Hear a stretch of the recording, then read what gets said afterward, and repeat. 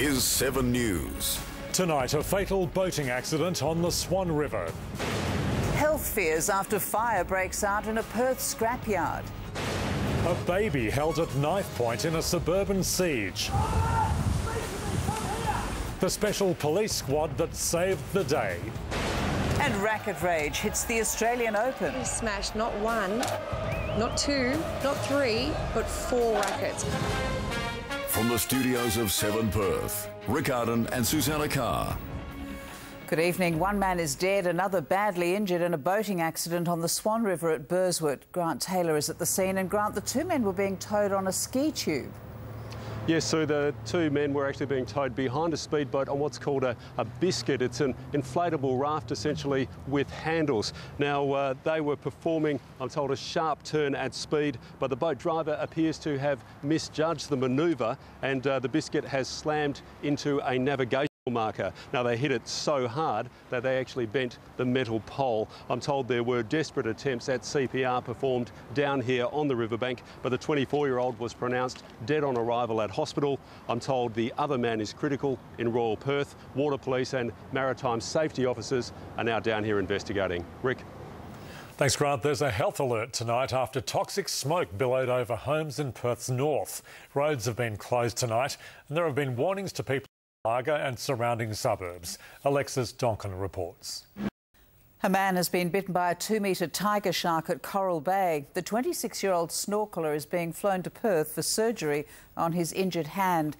And a surfer has been mauled by a shark off the New South Wales coast. The father of 3 was in the water at Redhead Beach in Newcastle when he was dragged underwater. We just saw a lot of splashing and movement in the water, and we knew Lenny had been hit by a shark. He was bitten on the leg and torso but managed to paddle back to shore. A young WA mother has spoken of her terrifying ordeal after learning her breast implants had ruptured. Renee Basula received implants made by French manufacturer PIP. There are fears more WA women could be at risk. Sally Bowery reports. Surprising displays of anger by a player at the Australian Open. Former finalist Marcus Baghdatis smashed 4 rackets in less than a minute. In 7's Money Watch, Australian shares ended flat after disappointing jobs data wiped out earlier gains. The ASX 200 finished 3 points down despite positive overseas markets. Materials the only major to finish in the black. Gold firmed $5 an ounce. Financials finished lower as investors fled the sector following a raft of profit downgrades from insurers after a disastrous 2011. Strong production results from Woodside and Santos did little to help the energy sector. Resources one of the few bright spots. $1 Australian is buying 67.29 British pence. A rubbish collector has been crushed and killed by his own truck. It happened in an alley off the Murray Street Mall just before midnight. The driver was collecting rubbish when the truck rolled forward, pinning him to the wall. WorkSafe and police officers from the Major Crash Squad are investigating reports the handbrake had not been put on. Labor's leader in waiting is under pressure to come up with policy changes after winning the support of MPs. Today he started his unofficial campaign to win over the public. Mark McGowan says reducing the cost of living is his focus, but he won't say how. The captain of Italy's crippled ocean liner denies he jumped ship, telling investigators he slipped and fell into a lifeboat while helping passengers.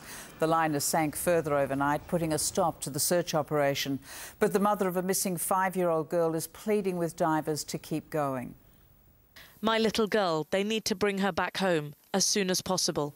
21 people are still missing.